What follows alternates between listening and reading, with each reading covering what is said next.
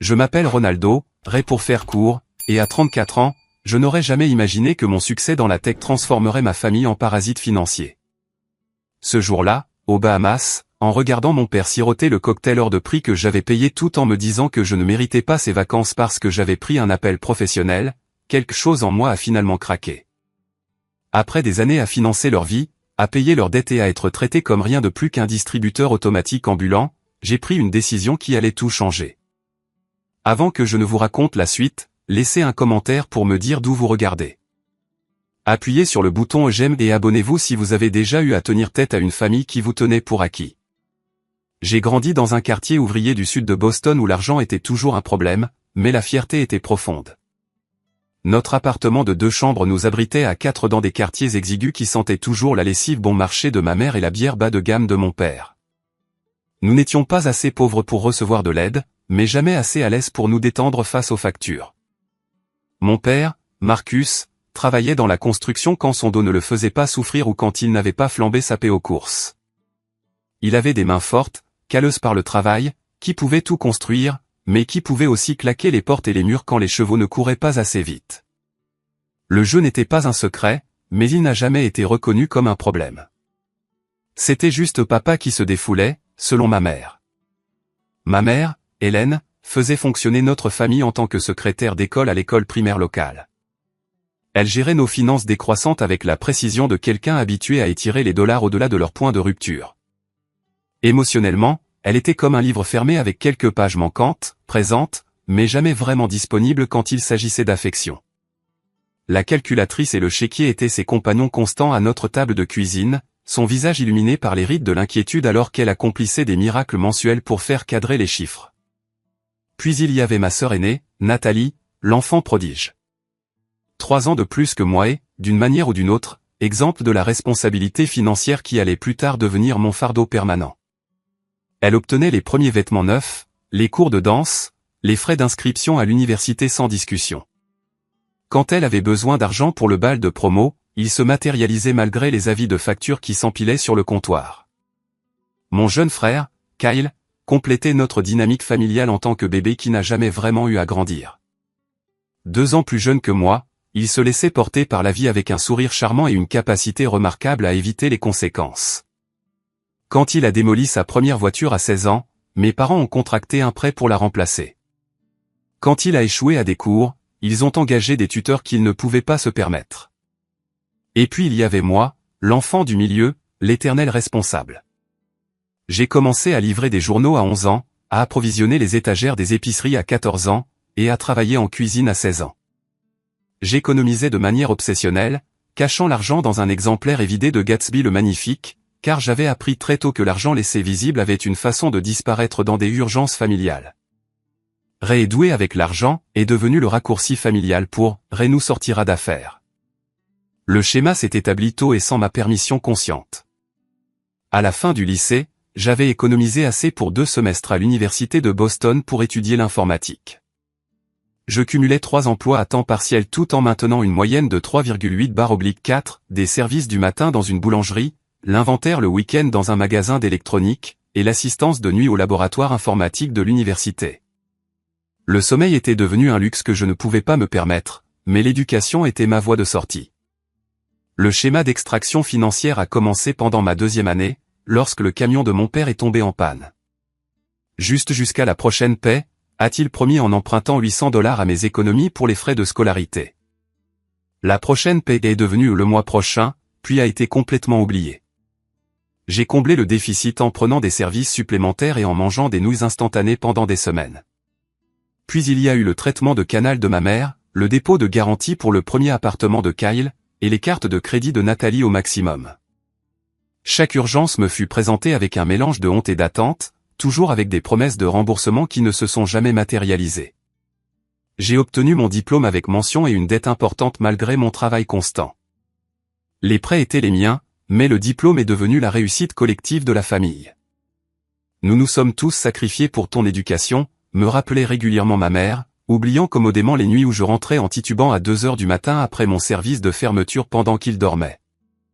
Mon premier vrai emploi fut dans une start-up technologique de Boston, payé $45 000 par an. Une fortune dans l'économie de ma famille.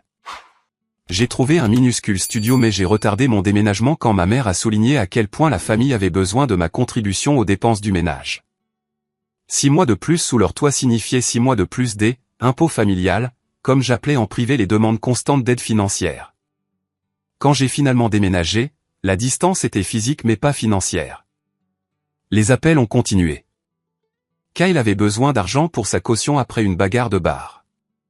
Papa avait besoin de soins dentaires que l'assurance ne couvrait pas. La voiture de maman est tombée en panne sur l'autoroute. Chaque crise était livrée avec une attente croissante plutôt qu'une appréciation pour mon aide. L'opportunité dans la Silicon Valley est venue à la fois comme un salut professionnel et une complication familiale. Le salaire a bondi à 90 000 $, ce qui aurait dû signifier la liberté, mais ma famille l'a vécu comme une aubaine à leur profit. La distance signifiait qu'ils ne pouvaient pas voir mon petit appartement ou mes dîners de nouilles instantanées alors que je continuais à économiser et à envoyer de l'argent à la maison. La Californie doit bien te traiter, est devenu leur code pour « tu peux te permettre de nous aider davantage ». La distance ne diminua pas leurs attentes, elle ne fit qu'éliminer toute hésitation restante à demander. Sans voir mes circonstances réelles, ils m'imaginaient vivre dans le luxe pendant qu'ils luttaient, créant un récit qui justifiait leur demande croissante. À mon 28e anniversaire, j'étais involontairement devenu la banque familiale, un rôle que j'acceptais avec un ressentiment grandissant, mais une loyauté continue. Chaque promotion, bonus ou augmentation n'était pas ma réussite, mais la ressource élargie de la famille. La dynamique était en place, le schéma établi. J'étais le responsable, celui qui réussissait, celui qui pourvoirait toujours. Ce que je ne réalisais pas alors, c'est à quel point ce schéma continuerait à s'intensifier jusqu'à ce point de rupture aux Bahamas, avec la cruauté désinvolte de mon père au sujet d'une boisson que j'avais achetée, me forçant enfin à voir ce que ma vie était devenue. La trajectoire de ma carrière a pris un tournant important lorsque j'ai rencontré Samuel Chang lors d'une conférence technologique à San Francisco. Il était brillant, motivé et a vu en mes capacités de codage un potentiel que même moi, je n'avais pas reconnu. Après 3 conversations intenses autour d'un café de conférence et 2 appels vidéo de suivi, nous avons décidé de combiner nos compétences complémentaires. Samuel avait les relations avec le capital risque, j'avais développé un algorithme innovant pour l'analyse prédictive des données qui pouvait révolutionner la façon dont les entreprises traitaient les informations clients. Nous avons fondé Rayar Solutions, combinant nos noms, dans un garage au sens littéral du terme, remplissant le cliché de la Silicon Valley avec fierté. La première année a été brutale.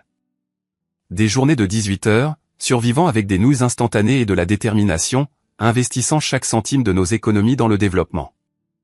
Nous ne pouvions pas nous permettre de vrais bureaux, alors nous travaillions depuis le garage du cousin de Samuel à Palo Alto, nous installant entre des décorations de Noël stockées et du matériel de camping. Ma famille considérait cette phase entrepreneuriale comme une déviation de carrière préoccupante. Tu avais un emploi stable. Pourquoi tout risquer pour quelque chose qui va probablement échouer, me questionnait mon père lors de nos appels hebdomadaires. Ma mère était plus directe, est-ce que cela signifie que tu ne peux pas aider avec les frais de scolarité de Kyle ce semestre? Chaque conversation revenait à ce que mes choix de carrière signifiaient pour leur sécurité financière, jamais pour mes rêves ou mes ambitions. 18 mois de quasi-pauvreté et de travail acharné ont finalement porté leurs fruits lorsque Core Industries, une entreprise du Fortune 500, a signé un contrat d'une valeur de 1,2 million de dollars pour notre logiciel de prédiction client. Ce seul contrat a tout changé. Soudain, nous avions la validation, des revenus et une visibilité dans l'industrie. Les 3 années suivantes ont apporté une croissance explosive. Nous sommes passés du garage à de vrais bureaux dans le quartier technologique de San Francisco, avons embauché 28 employés et élargi notre liste de clients pour inclure 3 sociétés internationales. À mon 32e anniversaire, ma valeur nette personnelle avait grimpé à plusieurs millions, bien qu'une grande partie soit restée immobilisée dans les capitaux propres de l'entreprise. J'ai acheté ma première vraie maison, une modeste maison de 3 chambres dans un bon quartier de San Francisco pour 1,4 million de dollars. C'était bien plus que ce que coûtait la maison de mes parents, mais en fait assez raisonnable pour la région.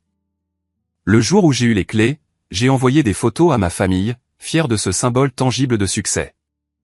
Leurs réactions ont été révélatrices. Mon père a immédiatement demandé si cela signifiait que je pourrais enfin les aider à déménager dans une meilleure maison. Ma mère s'est interrogée sur la chambre d'amis et sur la durée de leur séjour lors de leur visite. Kyle a demandé si je pouvais co-signer pour sa nouvelle demande d'appartement, puisque j'avais manifestement du crédit à revendre. Pas de félicitations, juste un calcul immédiat de la manière dont ma réussite se traduisait en avantage pour eux. Les demandes ont augmenté en fréquence et en ampleur. Lorsque Nathalie a annoncé ses fiançailles avec Patrick, un représentant pharmaceutique avec des dettes impressionnantes, elle m'a appelé directement plutôt que nos parents. Nous pensons à une cérémonie au bord de l'eau à l'Ocean View Hotel, a-t-elle expliqué avec enthousiasme. Maman et papa ont dit de discuter du budget avec toi, puisque tu t'en sors si bien maintenant. Je me suis retrouvé à financer un mariage à 40 000 $ sans être consulté sur aucune décision, recevant simplement des factures avec des notes pleines d'attente. Pendant la réception, Nathalie a remercié nos parents en larmes pour avoir rendu ce jour spécial possible dans son discours. Ma contribution a reçu une mention rapide à côté des remerciements au traiteur.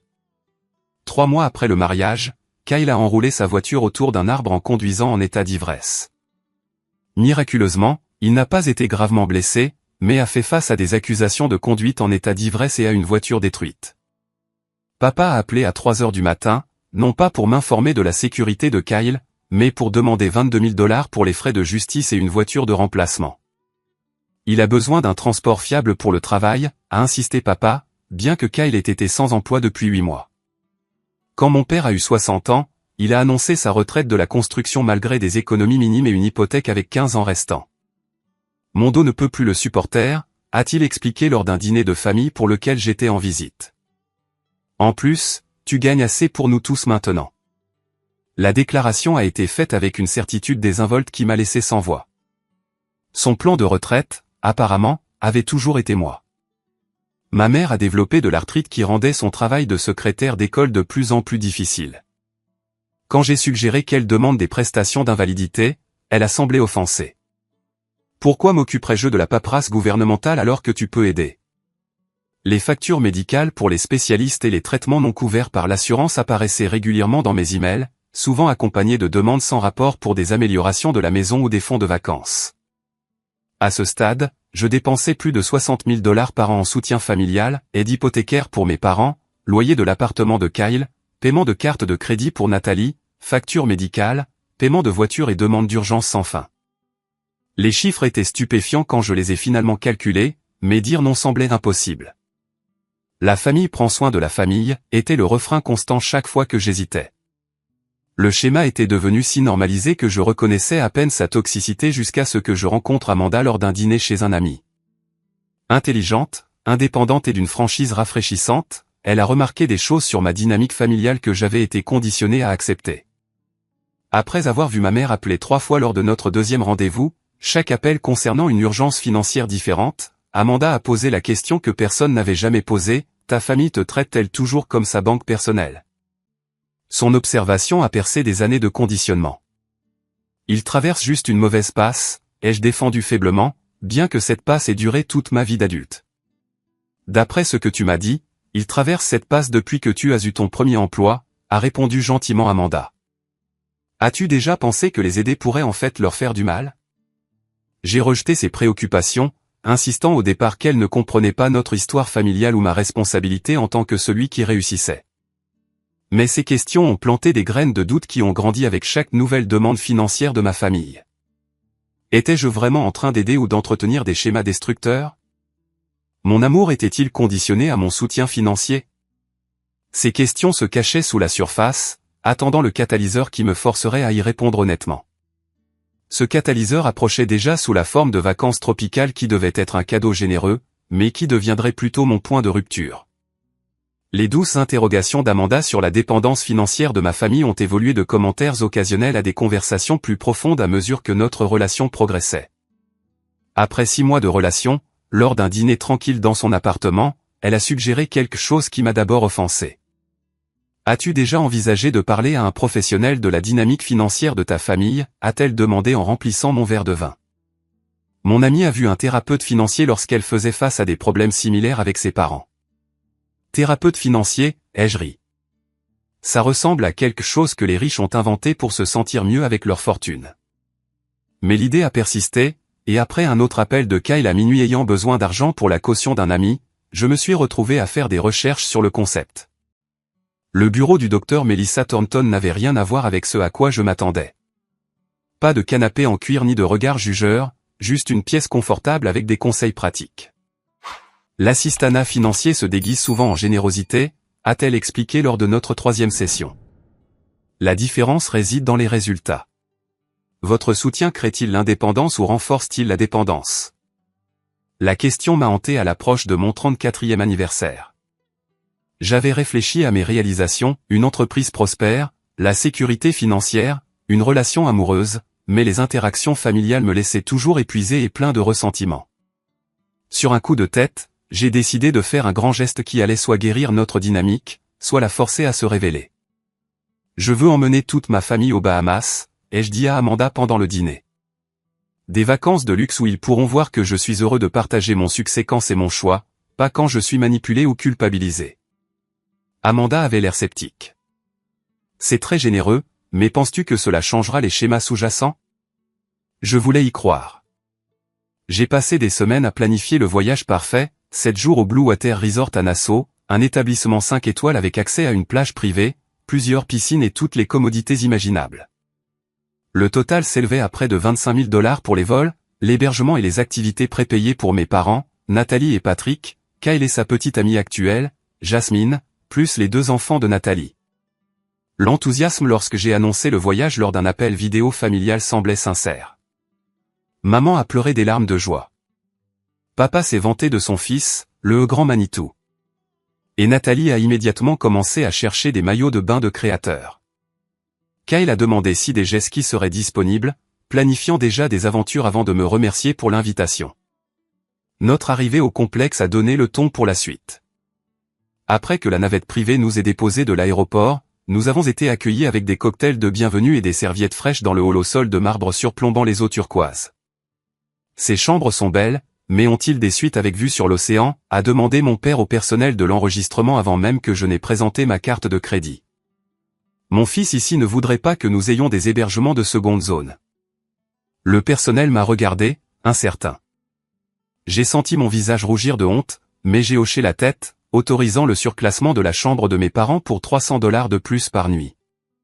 En quelques heures, Nathalie avait également négocié un surclassement, insistant sur le fait que ses enfants avaient besoin de plus d'espace pour jouer.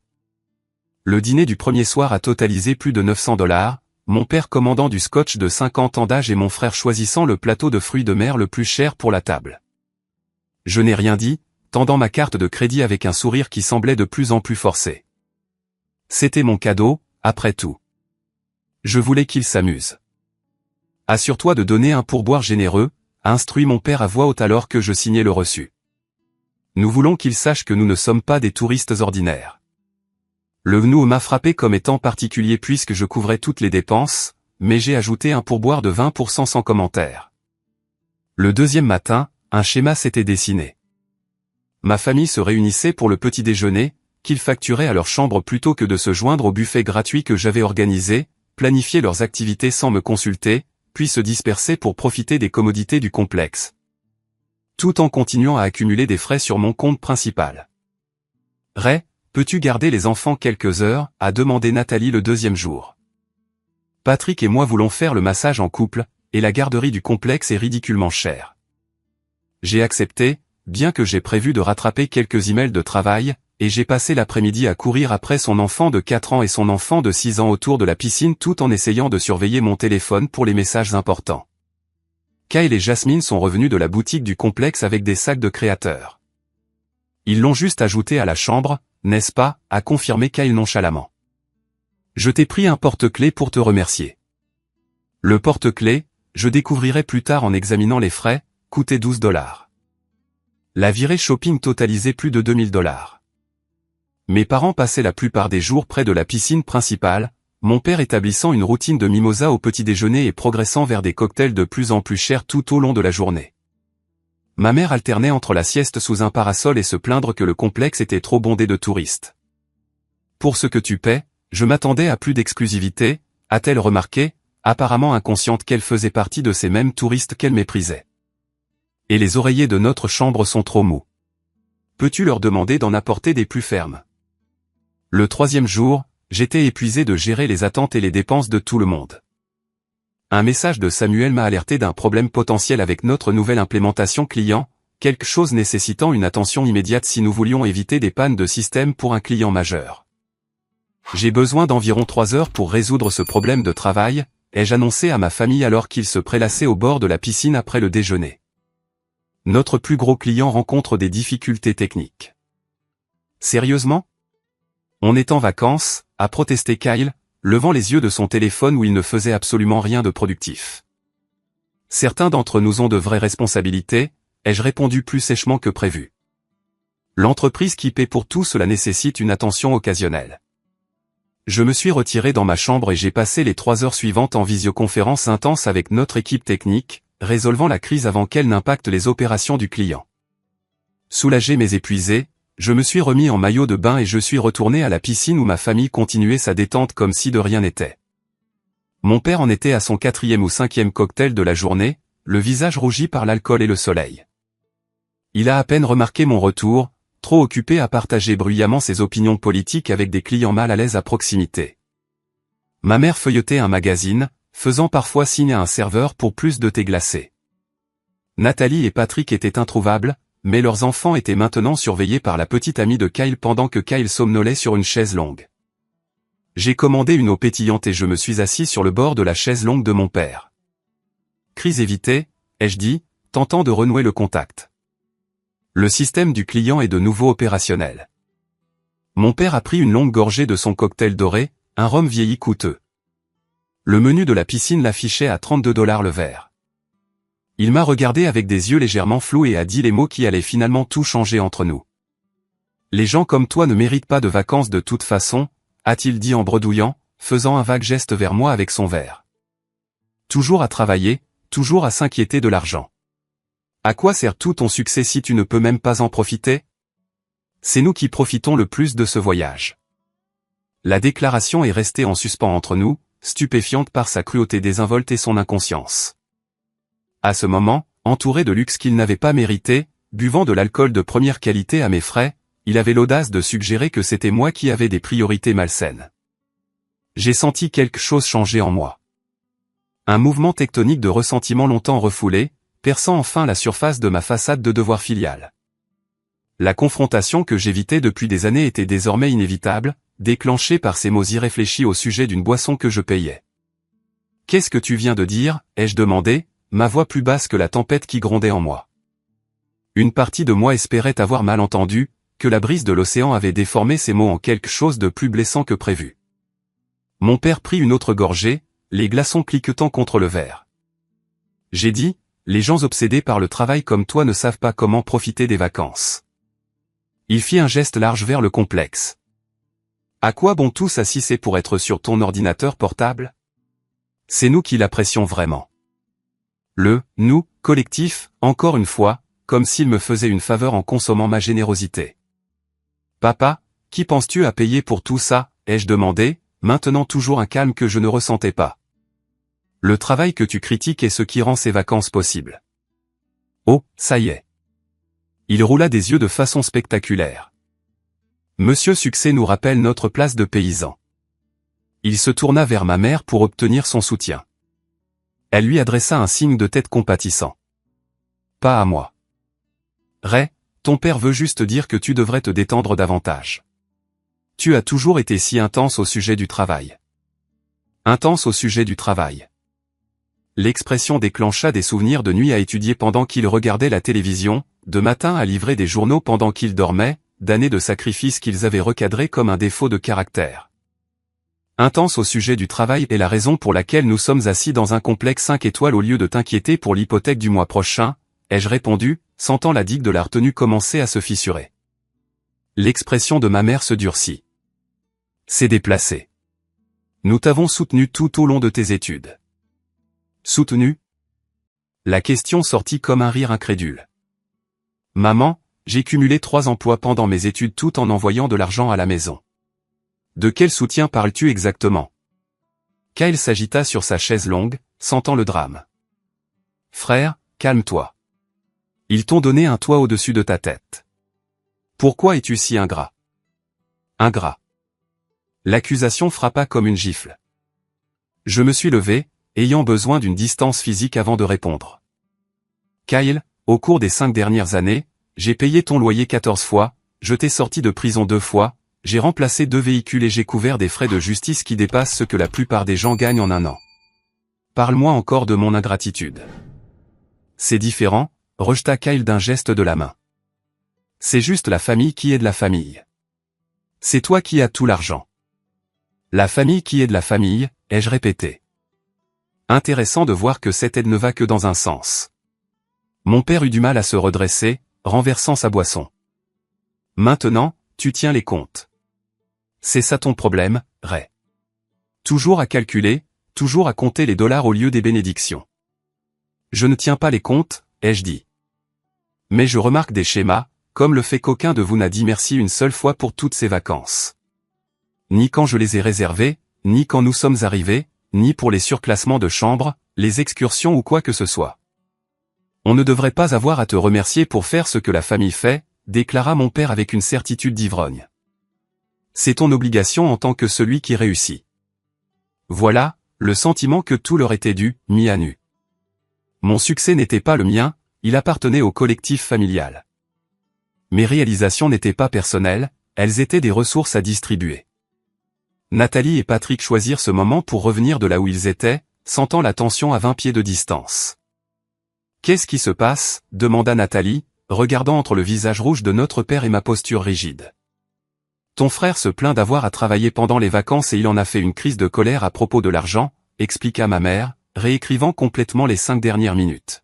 « Sérieusement, Ray ?» soupira Nathalie de façon dramatique.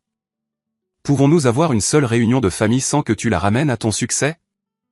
La déformation était si complète, si déconnectée de la réalité, que j'ai éclaté de rire. C'est une révision impressionnante des événements, maman. Papa vient de me dire que je ne mérite pas ces vacances que j'ai payées 25 000 $. Mais d'une manière ou d'une autre, c'est moi qui en fais une histoire d'argent. 25 000, siffla Patrick, parlant pour la première fois. Mince, c'est presque autant que ce que nous prévoyons de dépenser pour la rénovation de notre cuisine. Quelque chose dans sa formulation a attiré mon attention. Prévoir de dépenser? Avec quel argent? Un regard gêné passa entre Nathalie et Patrick. Eh bien, hésita Nathalie, nous allions t'en parler plus tard cette semaine, quand tu serais détendu. Nous avons trouvé cet entrepreneur incroyable, mais avec les frais de scolarité de l'école privée des enfants cette année. Les pièces du puzzle s'emboîtèrent. Ces vacances n'étaient pas seulement une réunion de famille, c'était une opportunité pour une nouvelle série de demandes financières. Ils m'avaient amadoué, ou du moins profité de ma générosité avant de faire leurs demandes. Alors, c'est ça ce voyage pour vous. Une chance de m'amadouer avant de demander plus d'argent. J'ai regardé leur visage, cherchant le moindre signe de honte ou de conscience de soi. Ne sois pas dramatique, me gronda ma mère. Nathalie a juste besoin d'un petit coup de main, comme nous tous parfois. Un petit coup de main, ai-je fait l'écho. Parlons d'un petit coup de main, alors. Je me suis tourné vers le serveur qui planait à proximité, mal à l'aise avec notre volume croissant. Pourrais-je avoir une liste détaillée de tous les frais portés à ma chambre depuis l'enregistrement? En attendant, j'ai sorti mon téléphone et ouvert mon application bancaire, faisant défiler les transactions récentes. Saviez-vous, m'adressai-je à ma famille collectivement, qu'au cours de la dernière décennie, j'ai fourni plus de 300 000 $ en petits coups de main à cette famille. Le silence accueillit ce chiffre, rompu seulement par le serveur revenant avec des feuilles imprimées détaillant nos frais de vacances jusqu'à présent. J'ai parcouru les pages, sentant ma tension artérielle monter à chaque ligne. Kyle, pourquoi y a-t-il 4 frais de magasin de vêtements distincts sur ta chambre? Et c'est quoi cette excursion sur l'île à 600 $? Kyle eut la décence d'avoir l'air mal à l'aise. Jasmine voulait faire du shopping et j'ai pensé que ce serait cool de surprendre tout le monde avec une visite privée en bateau demain. Sans me demander d'abord, juste en facturant des milliers de dollars à mon compte? Tu fais une scène, siffla ma mère, regardant les clients à proximité. J'ai continué à examiner les frais. Papa, il y a 38 cocktails sur la note de ta chambre en 3 jours. 38, à une moyenne de 25 $ chacun. Mon père haussa les épaules sans s'excuser. Ce sont des vacances tout frais payés, non? Pourquoi tu nous comptes les sous maintenant? Parce que tu viens de me dire que je ne mérite pas d'être ici. J'ai finalement élevé la voix.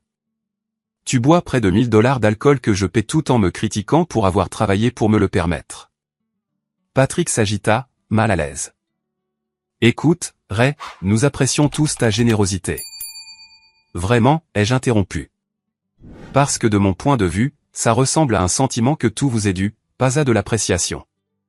On dirait qu'on attend de moi que je finance le style de vie de tout le monde tout en recevant des critiques plutôt que de la gratitude.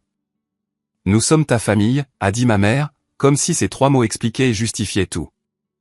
Oui, vous l'êtes, ai-je convenu. Ce qui rend ce schéma encore plus douloureux. La famille devrait se soutenir émotionnellement, pas seulement extraire des ressources financières. Oh, alors maintenant nous sommes des parasites? Mon père se leva, chancelant. Après tout ce que nous avons fait pour toi. La question resta en suspens, si déconnectée de la réalité qu'elle cristallisait tout ce qui n'allait pas dans notre dynamique. Dans leur récit, ils étaient toujours les pourvoyeurs, les soutiens, ceux qui faisaient des sacrifices, malgré des années de preuves du contraire. « Qu'est-ce que tu as fait pour moi récemment, exactement, papa ?» ai-je demandé doucement.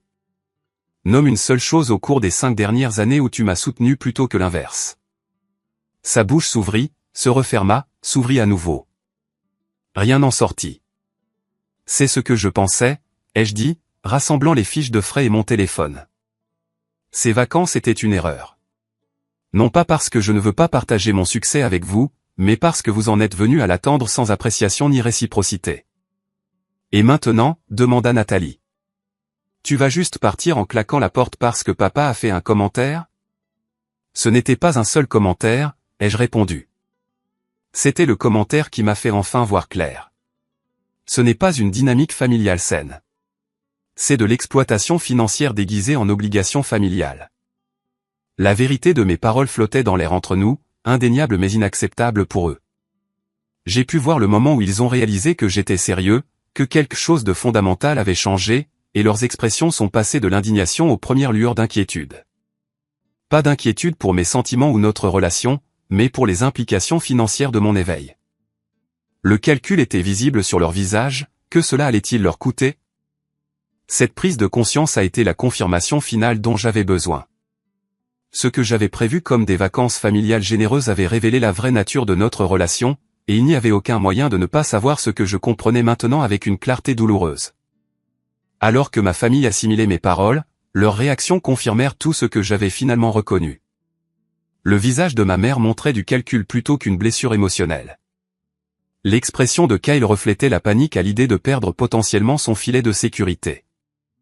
L'indignation de mon père ne portait aucun remords, seulement l'affront d'être défié. Nathalie formulait déjà des arguments pour préserver l'accès à mes ressources. À ce moment de clarté, les mots du docteur Thornton en thérapie résonnèrent dans mon esprit, les limites ne sont pas des punitions. Elles sont le fondement de relations saines. Je pris une profonde inspiration et pris une décision qui couvait depuis des années, bien que je ne l'ai su que maintenant. J'établis quelques limites, avec effet immédiat, ai-je annoncé, ma voix stable malgré mon cœur qui battait la chamade.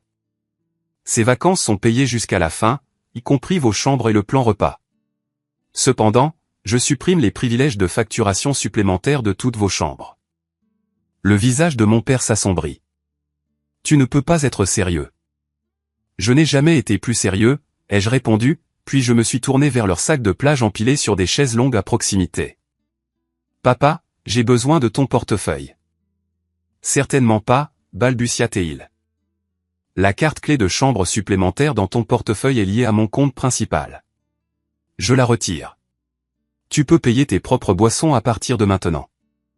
Quand il refusa d'obtempérer, j'ai simplement tendu la main et pris son portefeuille de la poche latérale de son sac de plage où il le gardait toujours. Sa protestation s'éteignit alors que les clients à proximité se tournèrent pour regarder notre confrontation. J'ai retiré ma carte de crédit, la carte autorisée que je lui avais donnée pour les urgences seulement il y a 3 ans et qui avait depuis été utilisée pour tout, des clubs de golf aux visites de casino. J'ai également pris la carte clé de la chambre liée à mon compte.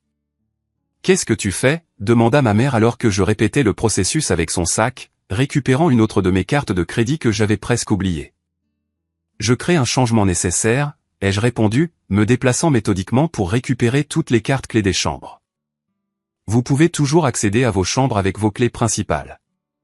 Vous ne pouvez simplement plus facturer sur mon compte. Kyle se leva soudainement, alerte. Frère, parlons-en rationnellement. Nous avons dépassé le stade de la discussion, ai-je interrompu. Je finance ton style de vie depuis des années pendant que tu n'as montré aucun progrès vers l'indépendance. Ça s'arrête aujourd'hui. J'ai sorti mon téléphone et appelé la réception du complexe, m'éloignant de quelques pas pour plus d'intimité. Ici Rinaldo Martinez de la suite Océan.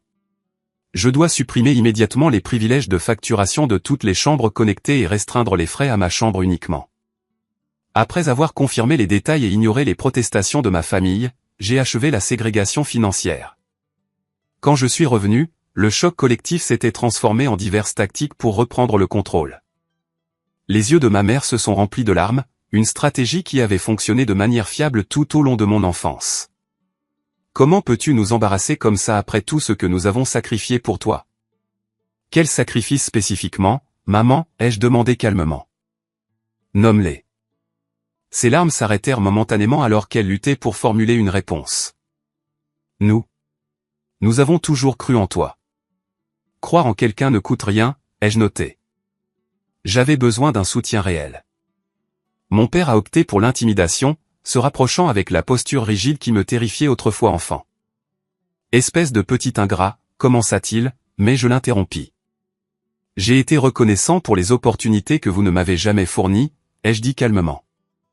Je ne suis plus reconnaissant pour l'exploitation. Il y a une différence. Nathalie a tenté la raison. Ray, tu réagis de manière excessive à un commentaire irréfléchi. Papa ne voulait rien dire par là. Nous apprécions tous tout ce que tu fais pour nous. Si vous l'appréciez, vous ne l'attendriez pas, ai-je répliqué. L'appréciation inclut le respect des limites et la reconnaissance de la générosité. Je n'ai vu ni l'un ni l'autre de la part d'aucun de vous. Kyle, le plus désespéré en raison de sa dépendance financière totale, passa à la panique. Qu'est-ce que je suis censé faire? Je ne peux pas me permettre cet endroit tout seul. Je n'ai même pas assez d'argent pour les repas pour le reste de la semaine. Le plan repas que j'ai prépayé couvre le petit déjeuner et le dîner, ai-je expliqué. Tu te débrouilleras pour le déjeuner. Considère cela comme ton premier pas vers l'indépendance financière. Alors qu'il digérait les conséquences immédiates de ma décision, je suis retourné dans ma chambre, les mains tremblantes, mais la détermination se renforçant à chaque pas. Une fois à l'intérieur, j'ai appelé Amanda. Je l'ai fait, ai-je dit quand elle a répondu. J'ai enfin fixé des limites. Ça va, a-t-elle demandé, l'inquiétude évidente dans sa voix. Je suis quelque part entre terrifié et libéré, ai-je admis. Mais je sais que c'était nécessaire. Je suis fier de toi, a-t-elle dit simplement. Et maintenant? Je change d'hôtel, ai-je décidé à ce moment-là. Ils peuvent rester ici, c'est payé, mais j'ai besoin de séparation pour maintenir ces limites. En faisant mes valises, le barrage attendu a commencé. Message texte, appel, et finalement des coups à ma porte. Je les ai tous ignorés jusqu'à ce que ma valise soit prête. Puis j'ai ouvert la porte pour trouver toute ma famille rassemblée dans le couloir. Nous devons en parler raisonnablement, a insisté ma mère, s'étant ressaisie. Nous avons eu des années pour en discuter raisonnablement, ai-je répondu. Vous n'étiez pas intéressé jusqu'à ce que l'argent s'arrête. Où vas-tu? Demanda Nathalie, remarquant mon sac de voyage. Dans un autre hôtel. J'ai besoin d'espace. Tu nous abandonnes ici? Demanda Kyle, incrédule. Vous abandonnez dans un complexe de luxe avec hébergement et repas prépayés, ai-je clarifié. Oui, je vous force à survivre à une telle épreuve. Mon père, qui avait été inhabituellement silencieux, a finalement parlé. Si tu sors par cette porte, ne t'attends pas à ce que les choses redeviennent normales quand tu te seras calmé. La famille se souvient de qui est là pour elle et de qui ne l'est pas. La tentative de psychologie inversée était transparente, mais ces mots contenaient une vérité involontaire. Les choses ne reviendraient jamais à la normale, et c'était exactement ce dont j'avais besoin. J'espère que la famille se souvient, en effet, ai-je convenu. Je me souviendrai qu'on m'a dit que je ne méritais pas des vacances que j'ai payées. Je me souviendrai de décennies de soutien financier accueillis avec un sentiment que tout m'était dû plutôt qu'avec de la gratitude. Je me souviendrai de ce moment où je me suis enfin assez respecté pour dire assez. J'ai roulé ma valise devant eux vers l'ascenseur, me retournant brièvement. Les chambres sont payées jusqu'à samedi. Le départ est à 11 heures. Le transport vers l'aéroport est organisé. J'ai fait ma part, une dernière fois. Alors que les portes de l'ascenseur se fermaient sur leurs protestations, j'ai ressenti un mélange complexe d'émotions, la culpabilité et le soulagement se disputaient la domination. La culpabilité était ancienne, programmée, la voix de l'obligation familiale essayant de reprendre le contrôle. Le soulagement était nouveau, fragile, mais devenait plus fort à chaque minute de limite imposée. Je me suis enregistré au Palmetto Bay Resort, à 3 miles le long de la côte, moins luxueux, mais paisible.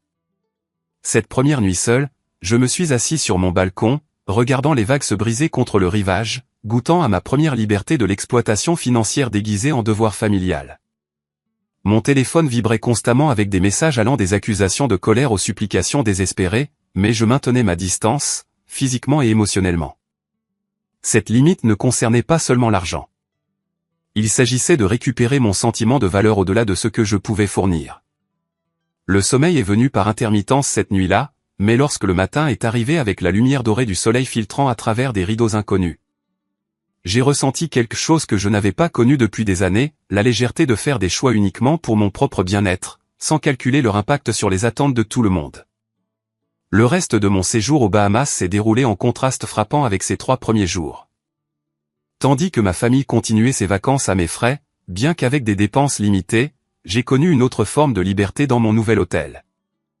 J'ai nagé dans l'océan au lever du soleil, lu des livres sans interruption, et me suis même lié d'amitié avec un couple de retraités de Seattle qui m'a invité à dîner avec eux. Mon téléphone est devenu un champ de bataille de manipulation émotionnelle. Les messages affluaient, suivant des schémas prévisibles. D'abord, la colère, comment oses-tu abandonner ta famille comme ça ? Papa. Puis la culpabilité, j'ai pleuré toute la nuit en pensant à la façon dont nous t'avons manqué, maman. Suivi par la minimisation, tu réagis de manière excessive à un petit commentaire fait après quelques verres, Nathalie. Et enfin, l'intérêt personnel pur et simple, mec, je ne peux littéralement pas rentrer chez moi sans ton aide.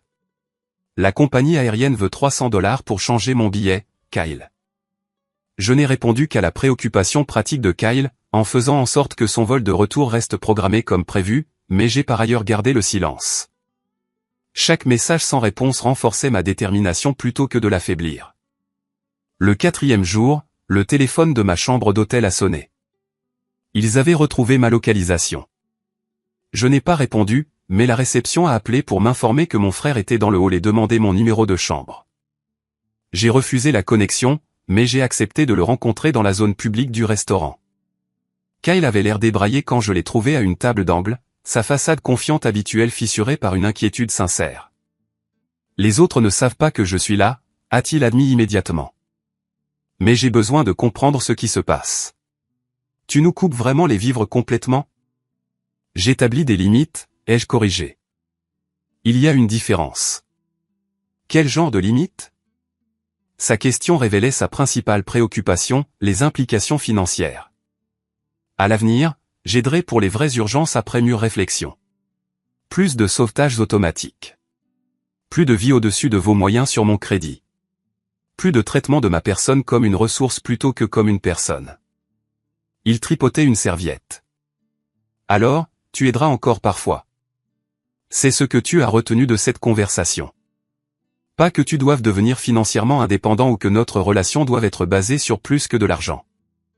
Son silence était une réponse suffisante. Kyle, tu as 32 ans, sans économie, sans orientation de carrière, et sans préoccupation apparente pour l'un ou l'autre. J'ai permis cela en te sauvant constamment des conséquences. Cela s'arrête maintenant, non pas pour te punir, mais parce que continuer nous ferait du mal à tous les deux.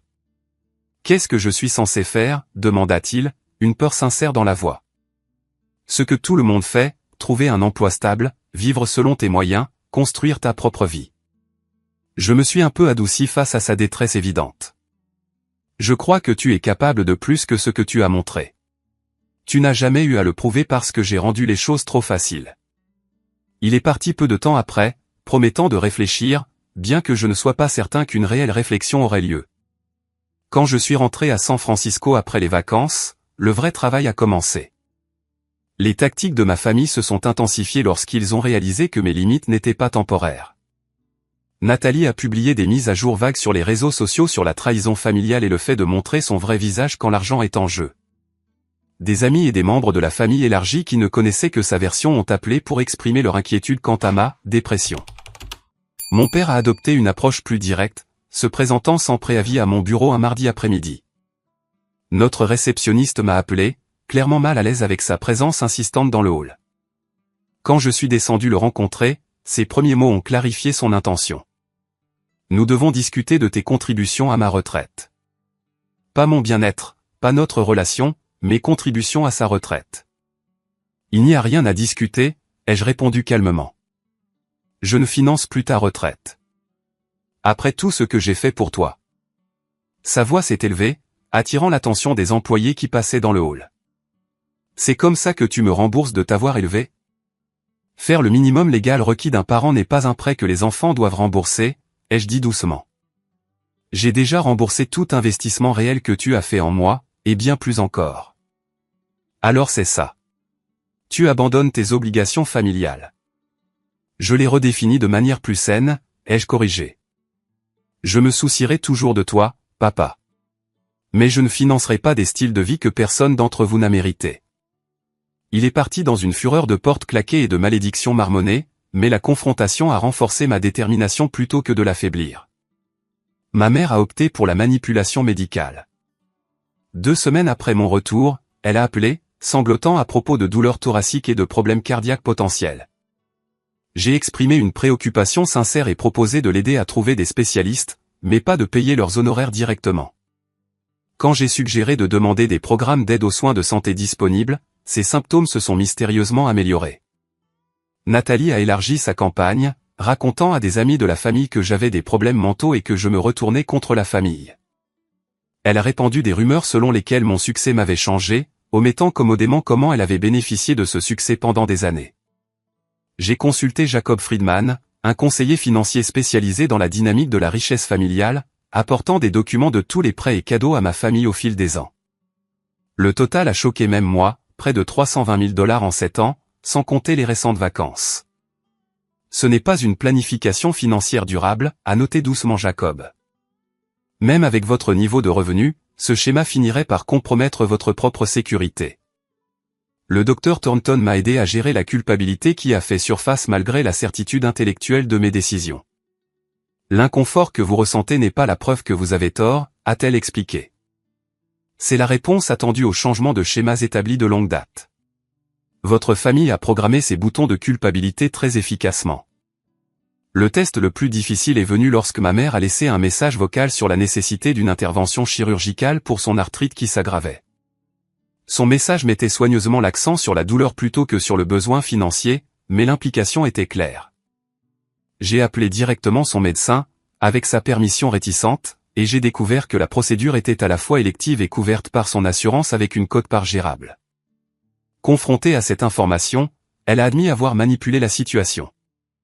Je ne pensais pas que tu aiderais autrement, a-t-elle justifié. Tu es devenu si froid à propos de l'argent ces derniers temps. Il ne s'agit pas de l'argent, ai-je essayé d'expliquer pour la 12e fois. Il s'agit d'honnêteté et de manipulation.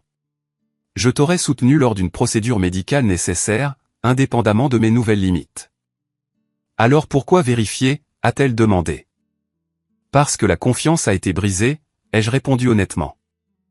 Il faudra du temps pour la reconstruire. 4 mois après l'incident des Bahamas, j'ai pris la difficile décision de cesser temporairement tout contact avec ma famille.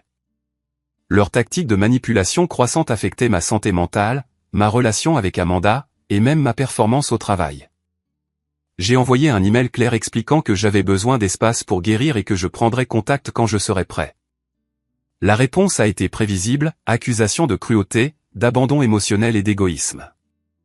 Mais pour la première fois, j'ai reconnu ces réactions comme des tentatives de reprendre le contrôle plutôt que comme de véritables réponses émotionnelles à la perte de connexion avec moi. Thanksgiving est arrivé, la première grande fête de ma séparation familiale auto-imposée. Amanda et moi avions prévu un dîner tranquille à la maison, mais j'ai ressenti vivement l'absence, tout en sachant que c'était nécessaire. La spirale de culpabilité attendue a été interrompue par un appel inattendu de mon cousin Marcus, avec qui je n'avais pas parlé depuis des années.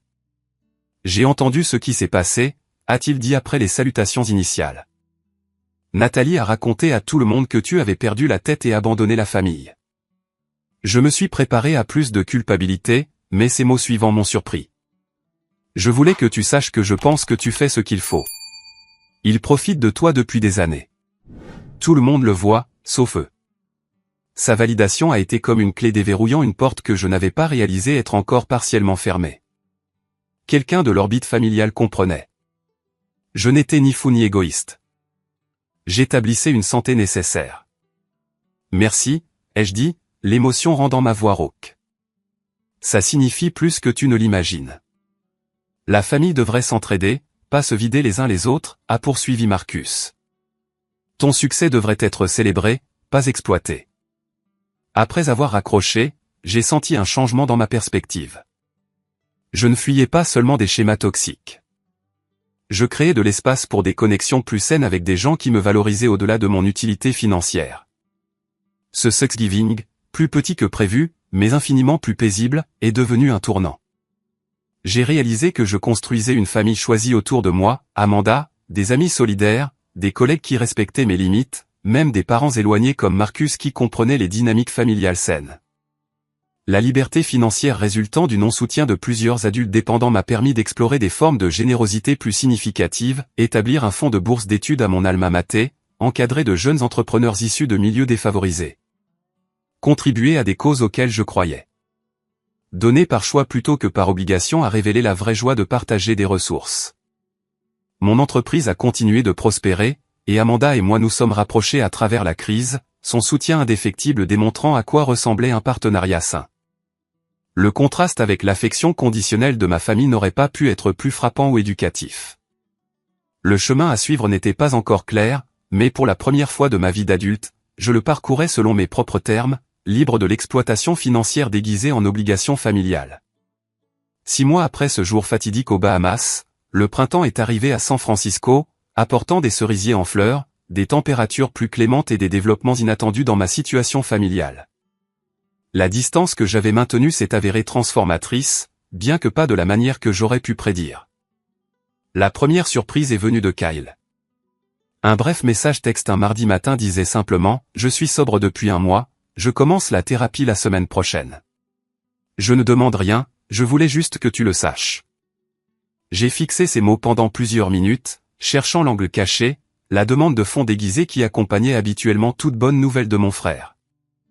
N'en trouvant aucune, j'ai répondu avec un soutien sincère, fier de toi. Ça demande un vrai courage. 3 jours plus tard, il a appelé. Notre conversation a révélé que mon retrait du soutien financier avait forcé une prise de conscience qu'il avait évitée pendant des années. Après avoir échoué à trouver un autre filet de sécurité, il avait touché le fond, passant de nuit dans sa voiture quand il ne pouvait pas payer son loyer.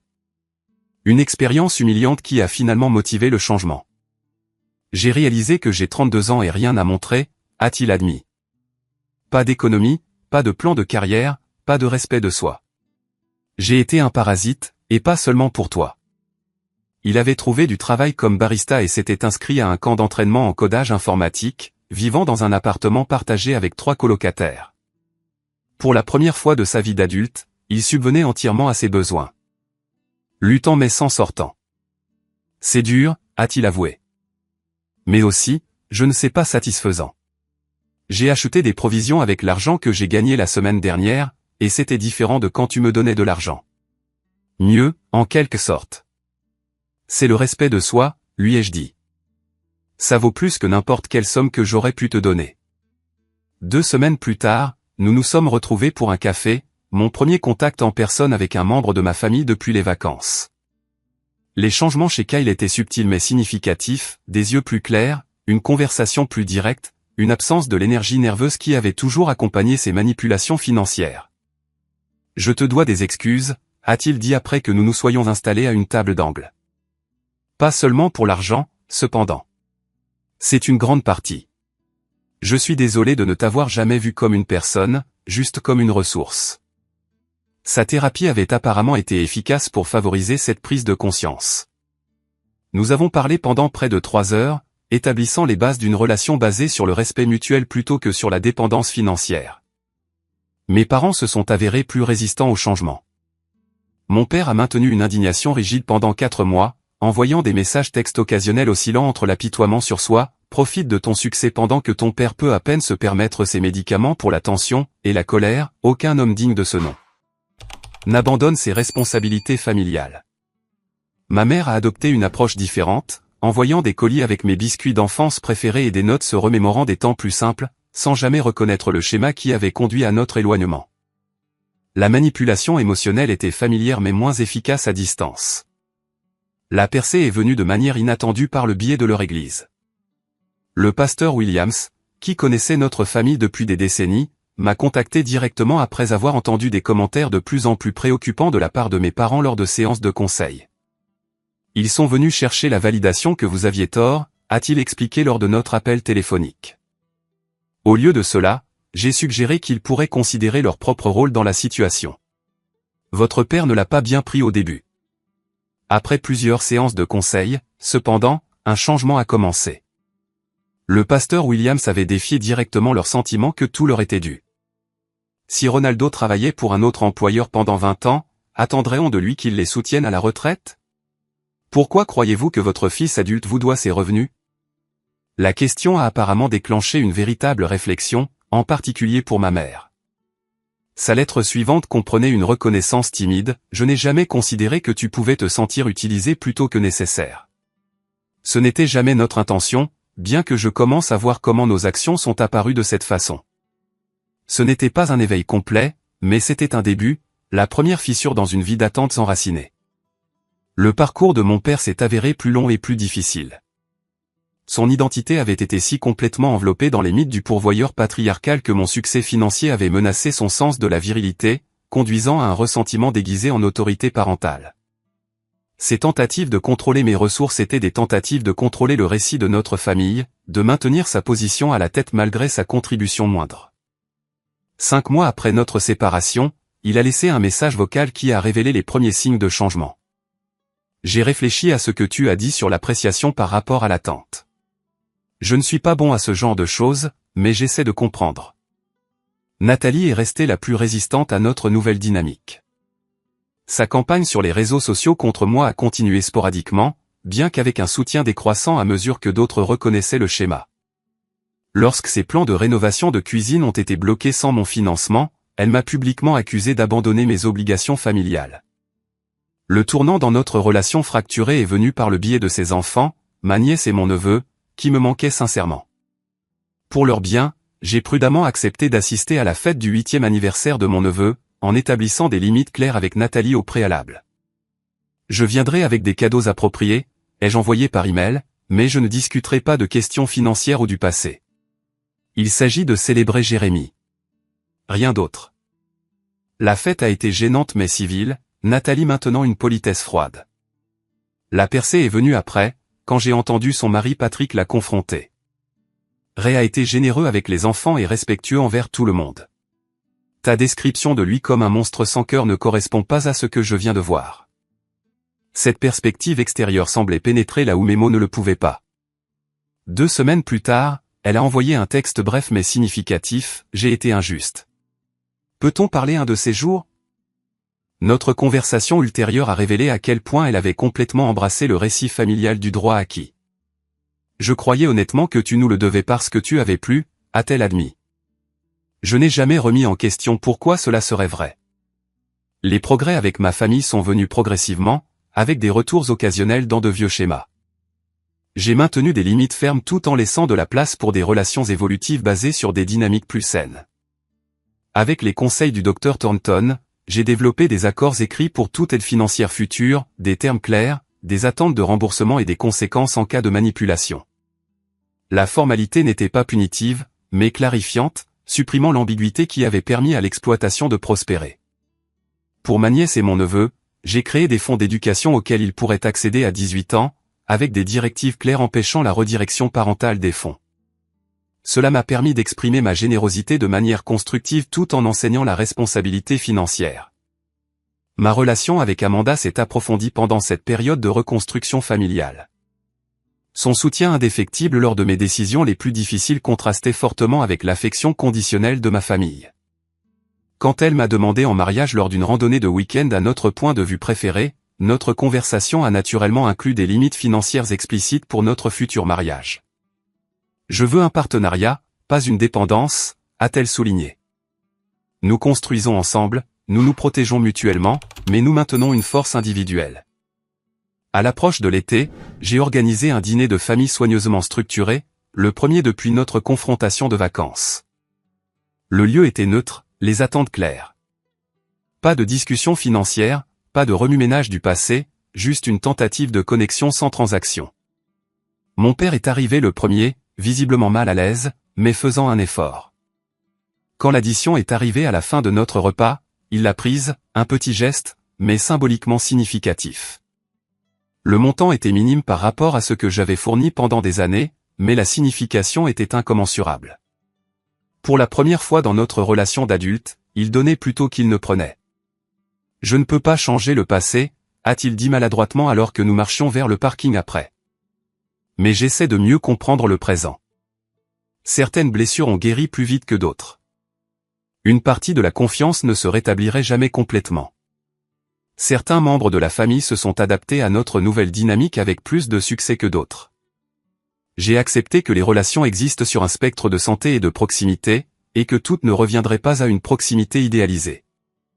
Ce qui a émergé des ruines de la codépendance financière était quelque chose de plus authentique, des connexions basées sur un soin véritable plutôt que sur l'utilité, des interactions choisies plutôt qu'obligées, des limites respectées plutôt qu'exploitées.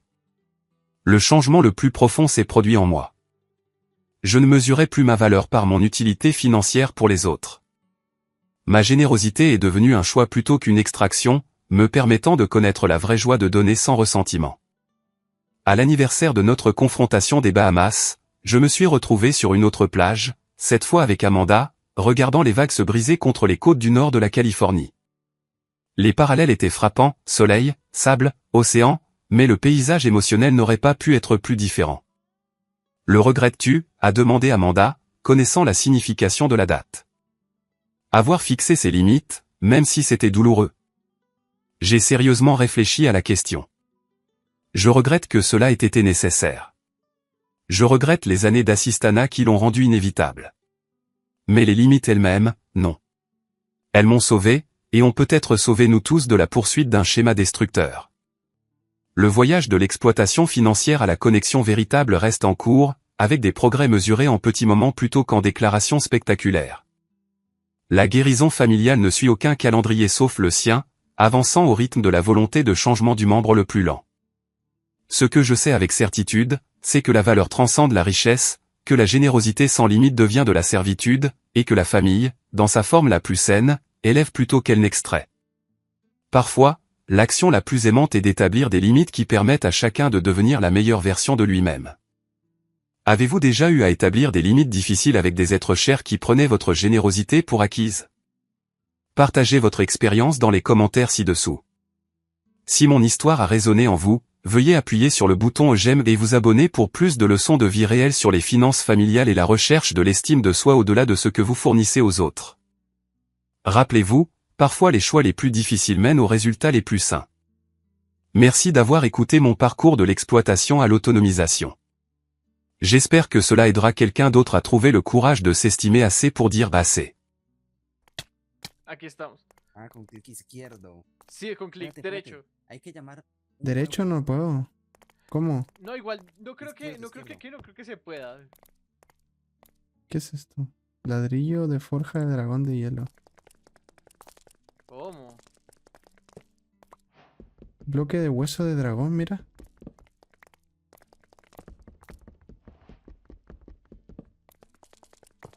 Todo, aquí nos llevamos. ¿Esto no lo podemos llevar? No. Es que creo que todo lo que es como eso negro no se puede. Qué loco, ¿eh? ¿Es más grande Creo que esto? no hay ningún No. juego. Cuero de troll de hielo, wow. ¿Tienes otro, no? Pero a ver, salgamos de acá, salgamos. Vemos qué onda. Que no vi. ¿Cómo se sale para afuera? Mira, yo creo que por esta puerta. ¿Cómo se sale? Por esta puerta. Por la puerta que encontraste, Carlos, que tenía cerradura. Pero no creo porque es que debe ser con una... O sea, no tenemos llave. ¿No dijiste que encontraste una llave? No, llave sí no encontré. Mm, Pero podemos salir por, o sea, por donde entramos. Necesitamos una Se llave. puede excavar Deberíamos tener. hacia... A ver. Es que yo creo que para entrar aquí había que necesitar la llave, sino que se bugueó y podíamos entrar por debajo. Puede ser, a ver.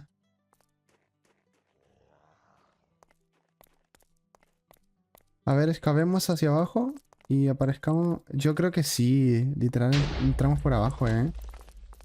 Lo bugueamos. 264, 116. Mira por aquí, mira.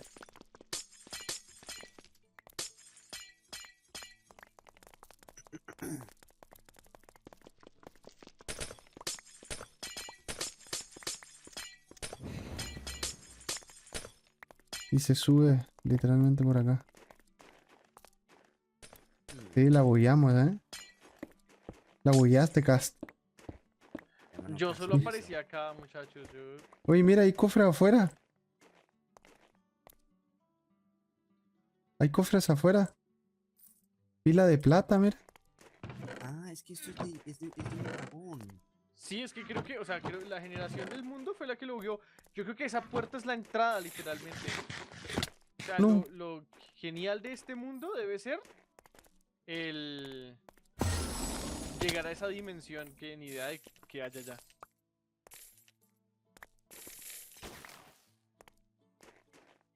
Pero a ver, vamos, entremos. Pues, ¿Hay algo? Es que es full nieve. No, es Pero, full ah, nieve, sí. pero- Obviamente que las dimensiones estaban prohibidas, pues no sé. No sé, pero... Yo tiraría que mejor ¿Pero esto es de qué esperemos es? Esto es de Ice and Fire. Sí. Pero eso no es otra dimensión, ¿o sí? Sí, porque literalmente lo pasó en un mapa que es todo nevado. Y ¿Pero la te salió otra un que logro? tengo- No te salió un logro. No, ¿O sí? Sí, creo que, o sea, no sé. no. Y la que les decía que es una ciudad No, entonces... flotante, no sé si traigan sus escobas. Sí. Yo sí. Excelente. Entonces No, es mentira, para yo no este lo traigo. ladito. Ah, eso sí. ¿Cómo? Uy. ¡Ay, ay, ay! ¡Mi escoba! Está acá. Ahí está. ¡Ah! Mira que si dejas de estrellarme. Oye, pero sí... Oye, él... Depende de la escoba, Víctor. Tiene un dragón. ¿Cómo? Espérate, Cast. God. ¿Dónde está Cast? Cast. Cast. ¿A dónde? Aquí estoy. Depende del... ¡Ay!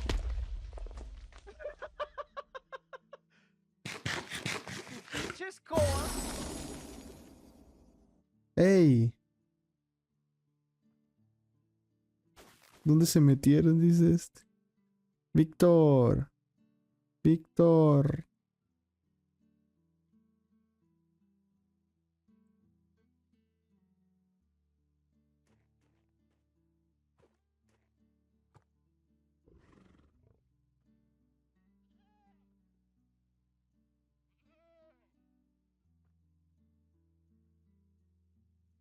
Víctor.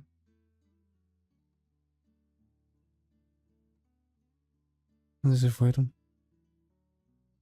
Hola.